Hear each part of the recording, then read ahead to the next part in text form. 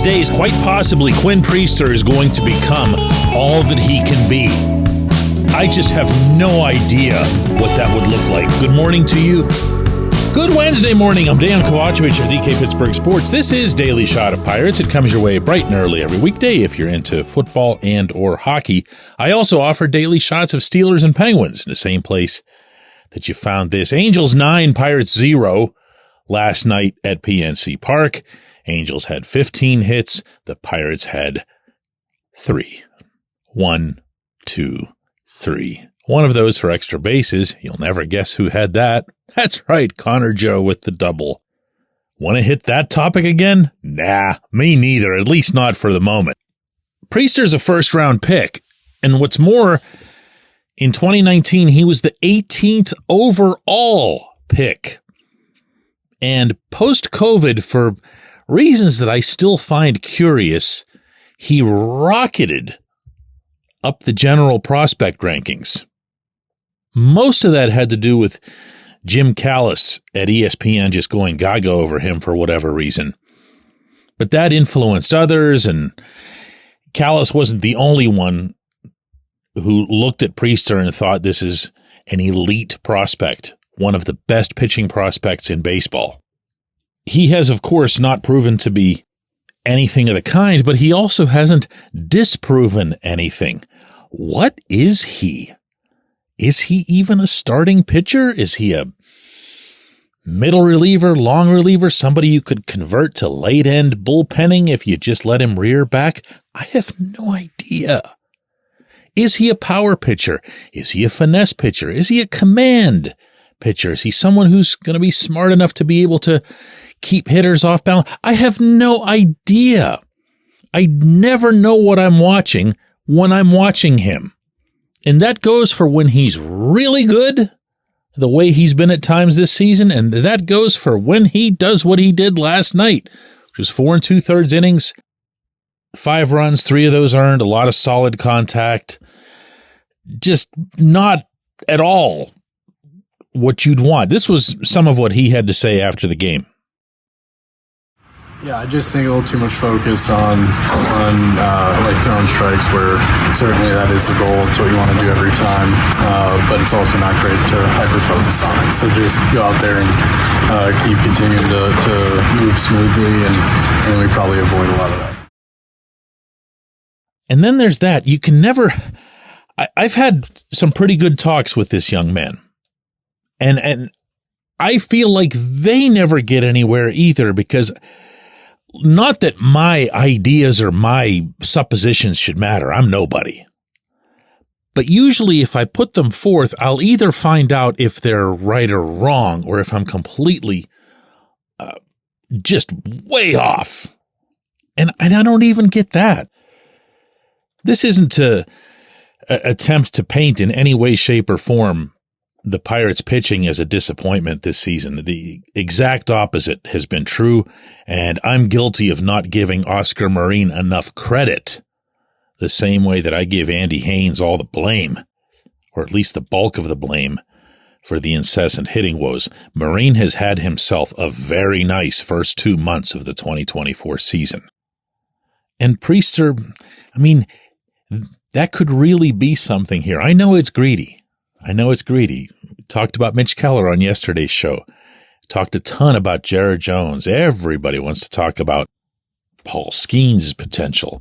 But when you're putting all of this together, and you presume that at some point or other that either the hitting coach is going to get fired or the hitting philosophy will get changed or some wistful outlook for the offense, you realize that there could be a monstrously promising rotation here.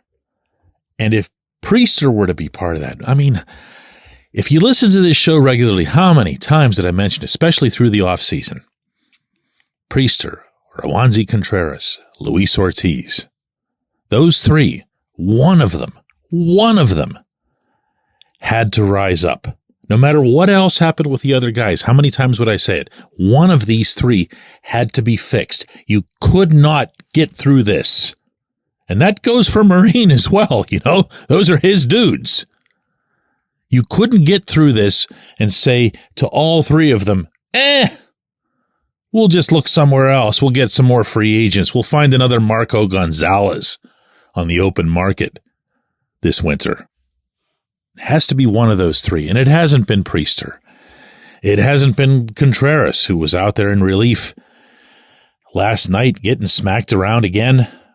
And it hasn't been Ortiz after I thought he had a pretty encouraging opening couple of weeks in a relief role, and that hasn't gone according to hopes either. And that's tough to take. It is. I don't want to be perceived as, look, somebody pitched badly, so he's going to go and do the show about how lousy the pitching coach and instruction have been. I'm not doing that, I promise you. Marine's done a really, really good job this season, okay? Both of these things can be true. I can still be let down by none of these three coming through so far. And maybe Priester more than the other two, because Priester is supposed to be all of that. You just look at the kid. He's got starting pitcher build, starting pitcher makeup. You listen to him talk. He's got starting pitcher dialogue to him. He's certainly got starting pitcher repertoire. It just isn't coming together. I'm not going to ever pretend to be an expert on this fine art. But I will dare say that the one thing that might really, really benefit Priester is to just simplify stuff. Tell him, hey, kid, 3 pitches, all right? Not 6, not 7, 3 pitches. When you get in trouble, go for number 1 and let it fly. When we come back, J1Q. This portion of Daily Shot of Pirates is brought to you by our friends at North Shore Tavern, that's directly across Federal Street from PNC Park. It's home of Steak on a Stone, an eating experience, underscoring the word experience. The steak is brought to you partially cooked on an 800-degree stone, and you do the rest.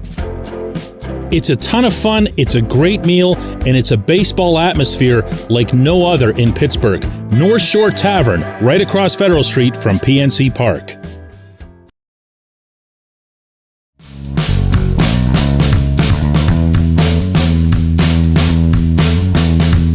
Today's J1Q comes from Josh, who says, wow, DK, it didn't take long to suck again, right? Wow, what a way to start. And again, losing to a terrible team, and not just losing, but getting our faces kicked in. We can't hit. We look like trash. Still no accountability, I presume. It's so rough being a fan of this team. Josh, I don't know that the Pirates straightened themselves out during that 3-game losing streak. And I'm not just saying that after the fact. I hinted at it pretty strongly in the episode yesterday. If you really think about it, in those 3 wins, almost all of the Pirates' offense was generated by 3 total swings. Jack Sawinski's walk-off single, the 3-run homer by O'Neal Cruz, and of course the grand slam Monday night by Edward Olivares. Tell me what else went well. Couple hits for Brian Reynolds. Andrew McCutchen looked a little bit healthier and more hale at the plate, but that's it. You didn't see some sort of, general uprising or whatever.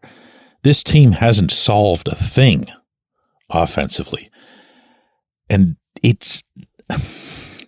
look, I can sit here and say, it's not going to. They're going to be terrible forever. That's actually not true. You could keep this hitting coach, you could keep this hitting philosophy, and still have the occasional surges, just based on individual ability, individual opponents that you might be facing. And I say might because that was some other 5+ ERA dude who was mowing them down last night.